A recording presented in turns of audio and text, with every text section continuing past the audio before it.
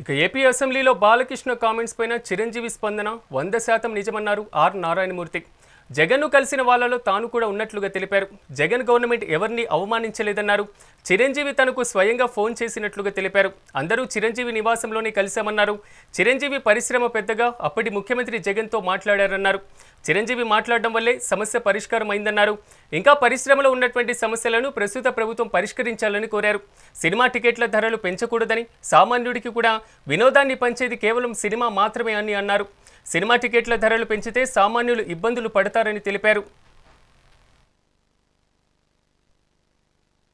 YS Jaganmohan Reddy గారి హయాంలో ఆయన సీఎంగా ఉన్నప్పుడు, పేరు నాని గారు సినిమాటోగ్రఫీ మంత్రిగా ఉన్నప్పుడు ఇండస్ట్రీ నుంచి చిరంజీవి గారితో పాటు చాలామందిని వారు ఆహ్వానించారు. అందులో నేను కూడా ఒకండి. చిరంజీవి గారు మాట్లాడుతూ ఆర్ నారాయణమూర్తి కూడా వచ్చాడు మాతో అన్నారు. కాబట్టి చాలామంది మీలాంటి మిత్రులు నన్ను ఈవేళ అక్కడ ఏం జరిగిందని అడుగుతున్నారు. కాబట్టి చెప్పాల్సిన బాధ్యత నాపై ఉంది. కాబట్టి నేను చెప్తున్నా, సత్యం చెప్తున్నాను మీకు. జగన్మోహన్ రెడ్డి గారి గవర్నమెంటు మా సినిమా కళాకారులు కానీ, చిరంజీవి గారిని కానీ ఎవరిని కూడా అవమానించలేదు. చాలా గౌరవించారు. సత్యం.